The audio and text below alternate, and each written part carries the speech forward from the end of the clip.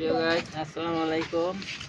আমার ছাদ বাগানের ড্রাগন অনেক ডালপালা, অবাঞ্ছিত ডালপালা, এটির মধ্যে ফল হবে না, তাই আমি কেটে অন্য জায়গায় রোপণ করব। অন্য জায়গায় রোপণ করলে আবারও ফল হবে ইনশাল্লাহ। তাই আমি কেটে বাছাই করে নিচ্ছি, যেটি রোপণ করব।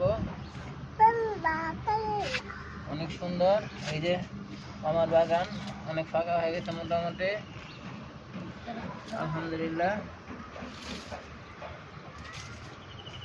আমার এই ভিডিওটা যে বন্ধু ভাই দেখবেন অবশ্যই সাবস্ক্রাইব করে আমার পাশে থাকবেন। আরো আমার ছাদ বাগানের সুন্দর সুন্দর ভিডিও আপনাদের উপহার দেব। আসসালামু আলাইকুম ওয়া রাহমাতুল্লাহ।